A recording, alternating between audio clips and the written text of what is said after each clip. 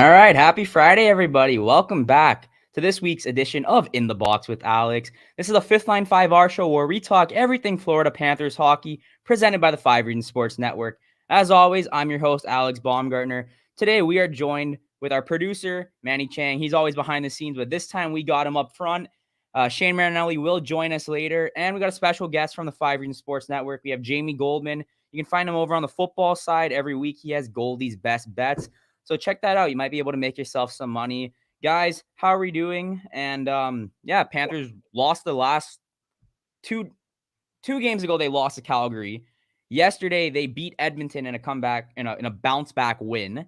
And then tonight we have Vancouver, as Manny said. Spencer Knight will be getting the go, and Sam Bennett is out day to day. Most likely something maintenance. Joe Thornton slots back in the lineup. I want to talk a little bit about the Calgary game. I know Manny doesn't want to touch on that topic, so we'll go really quickly. Goldie, thoughts on that 5-1 loss? First game of this 5-game road stand, Western Canada / Seattle. What did you see that you did not like? Because that game, there was a lot not to like. There wasn't a lot to like in that game, obviously. Tough performance all the way around. It was just one of those games where from the get-go you were outmatched, and it was just one of those nights where the energy just wasn't there. It's tough that Spencer Knight happened to be in net for that one because although he didn't play great, I don't think it was really his fault. We only had one goal. You can't win. That's not enough goal support to get a win. So there was not a lot to be happy about after that one. But the good thing is they moved forward in the very next game, 6-0 win in Edmonton. So that was great. Good bounce back. Exactly. Quickly, Sam Bennett did score in that game. His comeback to Calgary. He did not play against the Flames when they were in South Florida, which was a 5-2 win for the 5 or 6-2 win for the Cats. They blew him out. So he comes back to the Saddle Dome, gets his goal. Other than that, nothing was really going for the Panthers. They bounced back 2 nights later against the Edmonton Oilers with a 6-0 win. However, that first period, if it wasn't for Sergey Rybros, probably could have been 2-3 nothing Oilers because they were outshot 17-7. Multiple scoring chances, had to stop Draisaitl and McDavid at every single angle. Panthers were able to find their mojo 4 periods into this Western Canada road swing. And then, well, the rest was history. So, Manny, what do you like from that Edmonton game? So I have a funny story to share. So after the first break of the game last night, Bill Lindsay walks into my radio booth and says, "Man, we cannot give up any power plays right now because obviously our game in the neutral zone is non-existent. We're not getting control of the puck. We're not doing anything offensively."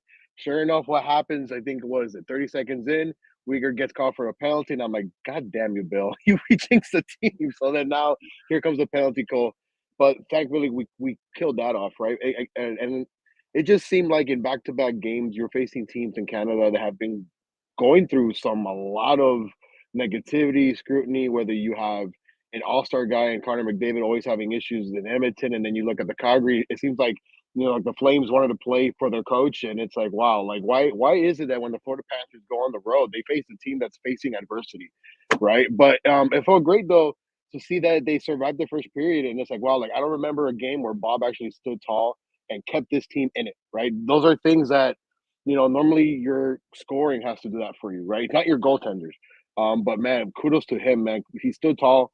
Again, that one penalty kill to me though was damn crucial because the damn Oilers were, you know how the game is 60 minutes. Well, the Oilers basically played for one period, and that was the first. That's it. They didn't do anything else after that.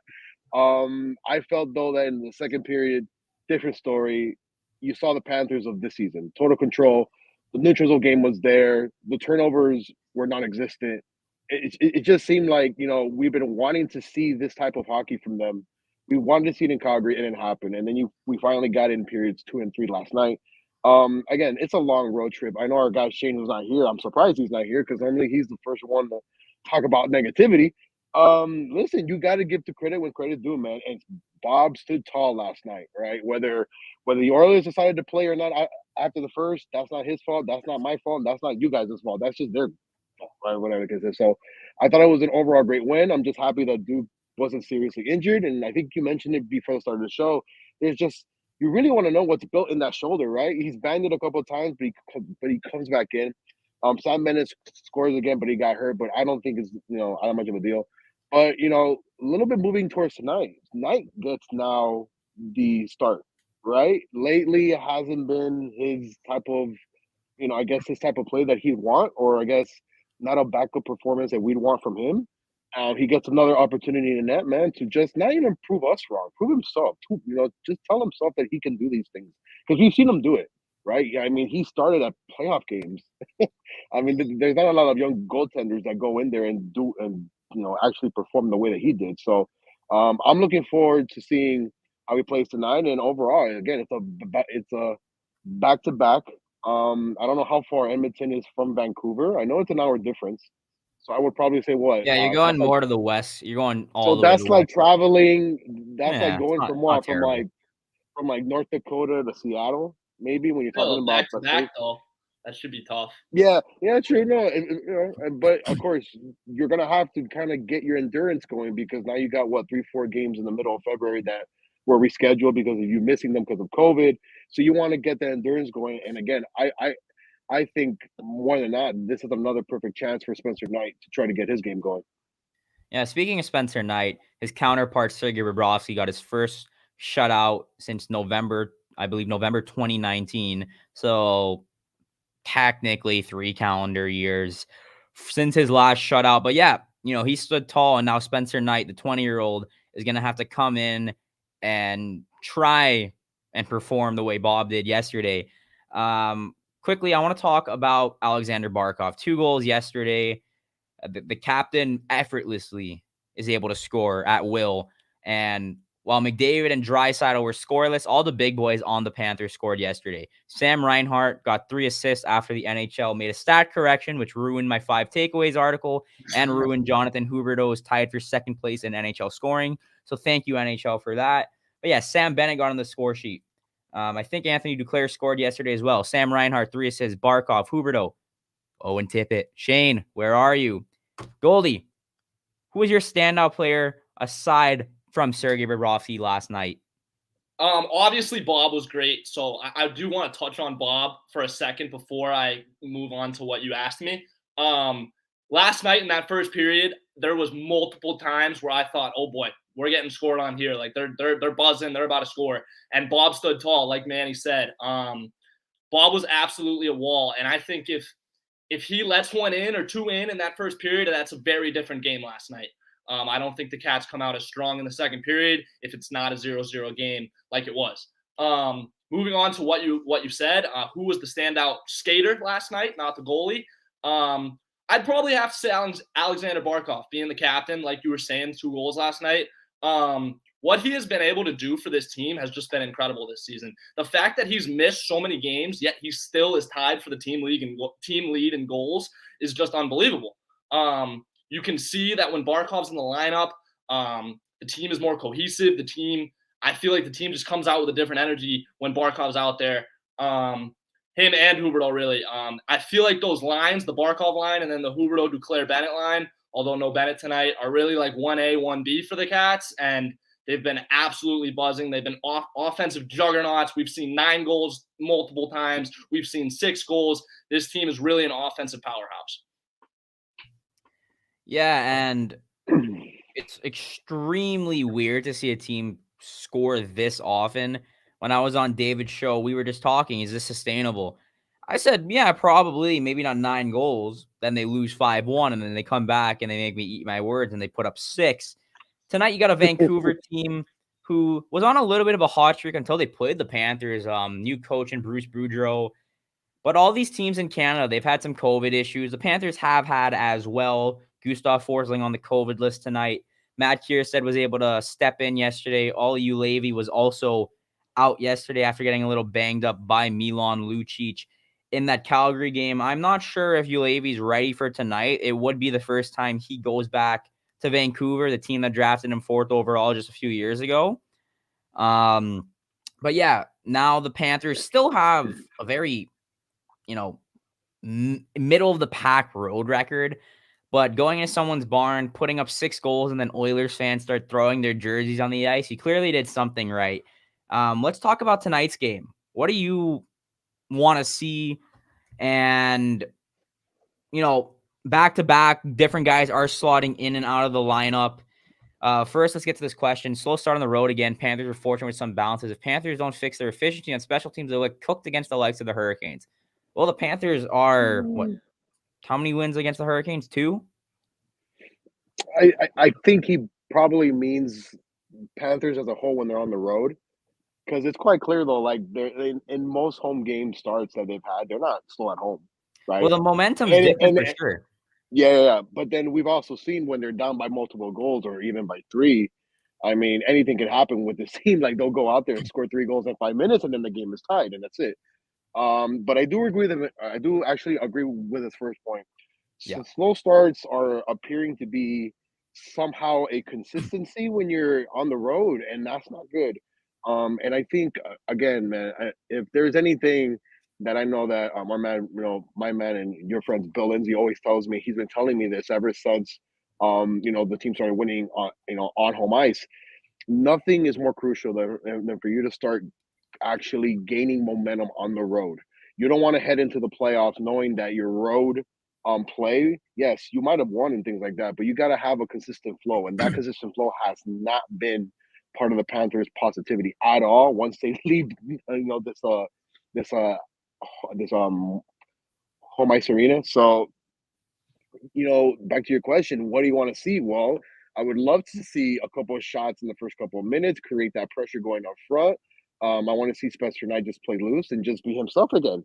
But of course, once again, you mentioned Vancouver teams heading, when they were on a hot streak and they played the Panthers and they just went down. I mean, Alex, we've seen Calgary do this as well, right? They were on a hot streak, and when they come down to Florida, all of a sudden they play the teams that actually are contenders, and they go back. Well, that happens with a lot of teams, Manny. 21-3. Well, true. Quickly, before we go to goalie, I do want to talk about this rumor of Lundell, Knight, and a first for Chychrun. Would y'all do it? I wouldn't kick rocks. I agree. First of all, I think it was Jeff Merrick who put that out on 32 Thoughts.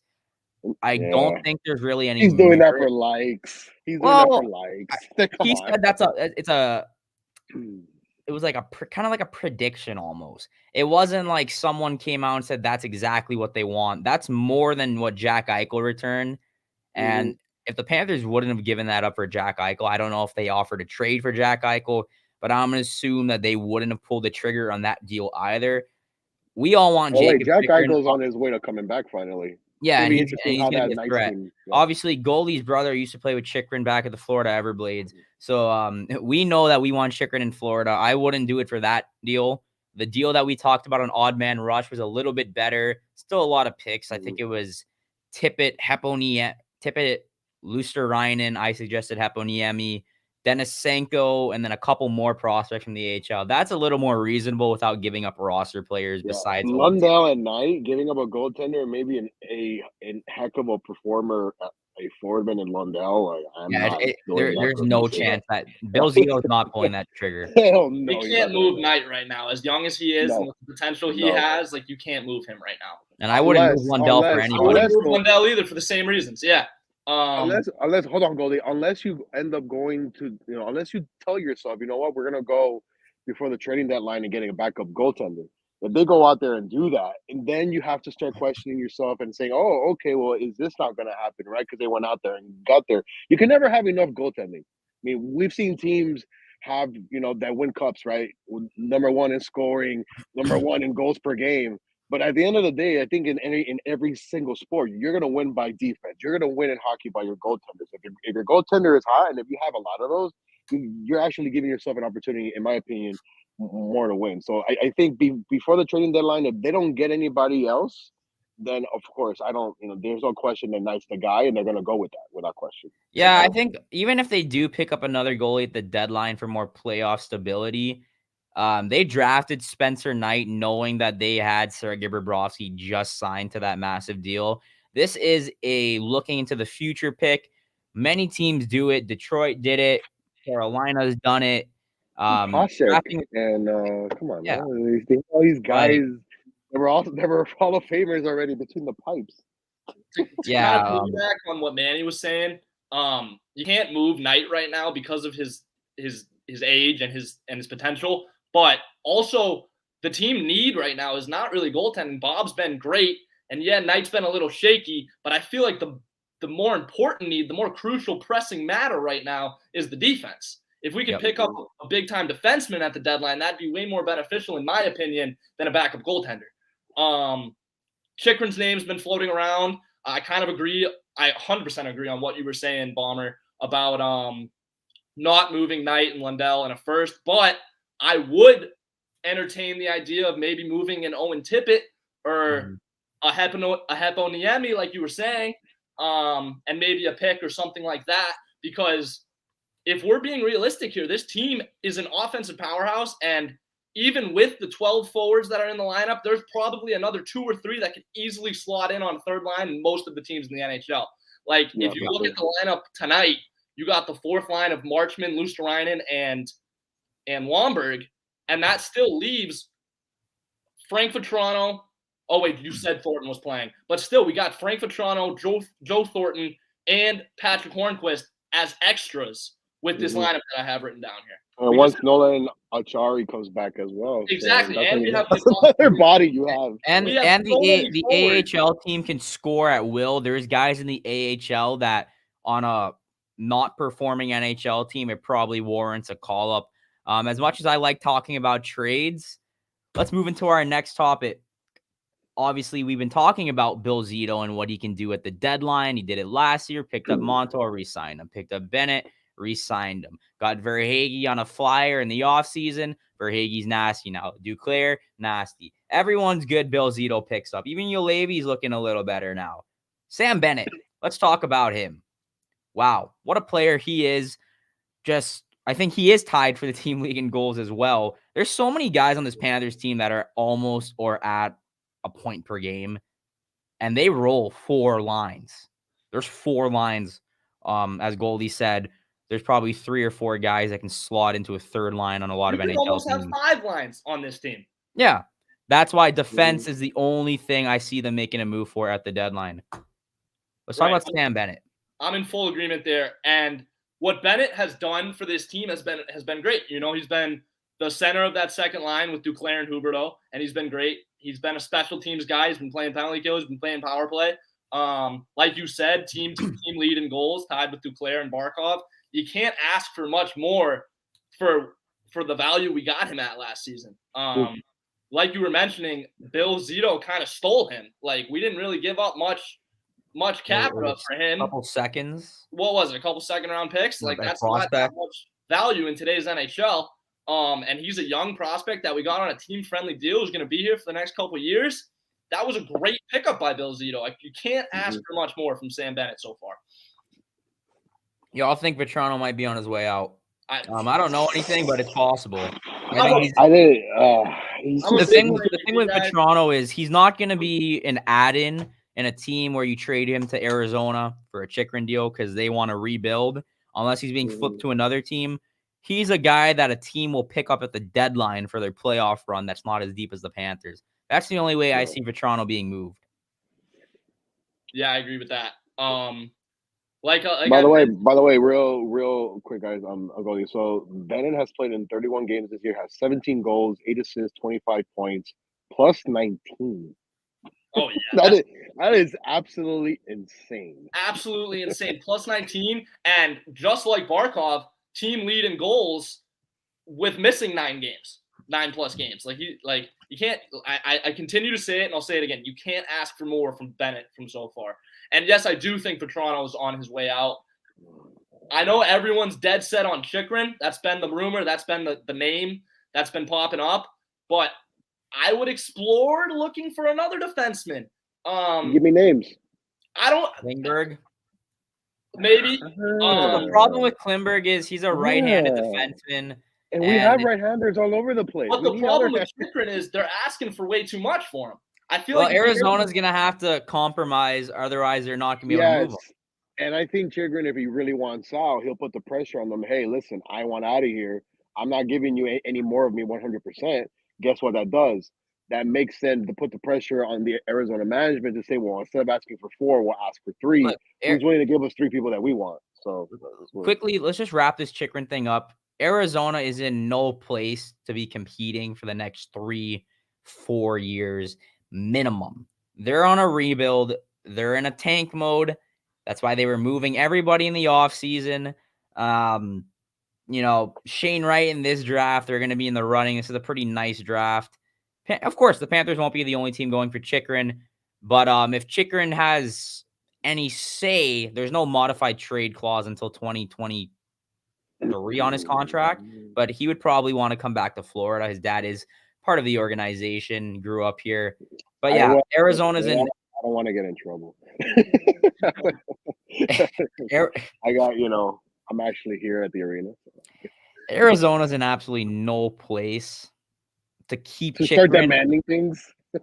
Yeah, well, I mean, like, you can ask for what you want, but they're not in a position where they're going to be competing anytime soon. I think that's the same way Buffalo saw, let's get Jack Eichel out of here.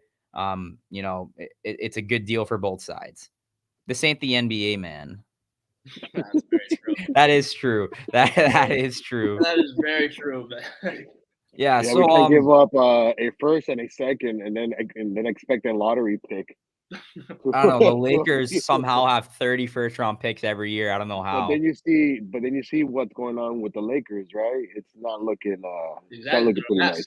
Yeah, that is an absolute. I mean, listen, the Lakers kind of remind me of the Oilers, man. It's just, I mean, unfortunately, like the Oilers just have this thing that happens to them every single season. They start off well, and then halfway through the year, they don't start to produce, and then the best player in the world gets stuck in a place where actually nobody even knows who he is. Like, and that's the part that's most frustrating to me, man. But it is what it is. I mean, we don't have that issue here in Florida. Florida has surgery and injury. Yeah, so the thing with Jack Eichel, that was an interesting situation because he wanted the surgery. They wouldn't let him get the surgery.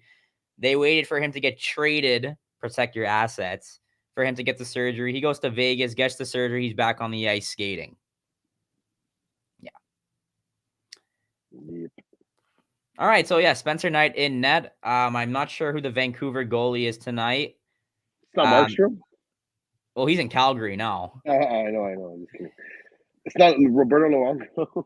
I don't know. They had some, I think JT Miller's on the COVID list too. They got a couple guys on the COVID list.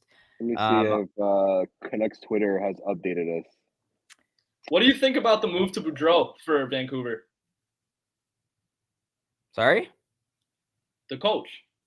Oh, Boudreau. Yeah. Well, he was a guy that I was popping up into different chats saying this is a good guy for he was my number one guy that I wanted as soon as the whole, Joe thing happened. He was my number one guy. Yeah, I kind of wanted, because the guy's never won a cup, right? Like to me, I know that he always wanted to win in Anaheim. It didn't work out, and he went to Minnesota, and we obviously saw that didn't work out either. But I know that he was that coach that really wanted to try to find a good spot for him to actually win something. He had success in Anaheim and Minnesota. He never won the big game, but they were consistent playoff teams, and like they were competitive teams. I like what he's done, and I like what he's done in Vancouver. That being said, bad news for the Canucks tonight.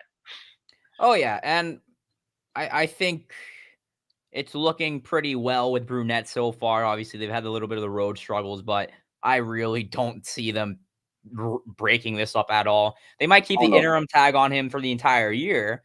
St. Louis did that, and then I believe they won the cup, and then the coach got the interim tag removed. If that happens with the Panthers, Brunette's getting that interim tag removed. But Tortorella wasn't going to happen. Not with the locker room that they have now. Yeah, especially with Duclair. I don't know his relationship with Bobrovsky. Yeah, listen, Bernie would something drastic would have to happen for him not to be able to stay on here. Let's be quite clear with that. So I think realistically speaking, Brunette's the guy for the rest of the year, at least. Oh, without question. Team's firing on all cylinders. There's absolutely no reason to move him. They set my man up night with that Calgary game. They struggle on the road. In the first game, you put him in your defense. The defense didn't look good at all that Calgary game. Then they go to the Edmonton game, and Aaron Ekblad had Connor McDavid in his pocket. So, looks like they figured it out. Hopefully, a little bit of the same tonight. Vancouver has some shooters. Elias Pettersson is out there. Quinn Hughes on the back end. There's some good players out there. But, to keep McDavid and Draisaitl off the score sheet, 90% of that in the first period because of Sergey Rybros. But, the defense did what they had to do once they clamped down. Mackenzie Weegar looked really good. Matt Kierstead saved a goal on the penalty kill, put his skate out on the crease, wraparound, no go. Couple lucky bounces for the Panthers in that first, and then they took it away. So, yeah, let's start wrapping it up. It's almost 8:30. Puck drop tonight is at 10 p.m. Eastern time. They are in Vancouver tonight. This is game 3 of the Western Canada / Seattle road trip. They had to put Seattle in there too, so I had to add an extra couple words to this headline every time I tweet it. But yeah, second night of a back-to-back. You got the 20-year-old rookie goaltender in the net. And the Panthers, after that, will be heading to Seattle. And then ending it off, Manny, where are they going? Winnipeg. They're going to Winnipeg.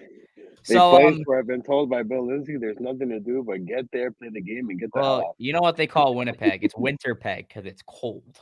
Oh, really? It's very cold. Oh, yeah. So, Goldie, thank you so much for joining us. Tell the audience where they can find you and where they can find your work. I'm mostly an NFL guy. I've been writing for 5 Reasons for this whole season. Tomorrow, actually, I'll have an article dropping on 5 Reasons website. Goldie's Best Bets. Take the Packers this weekend. Give you a little preview there. Nice.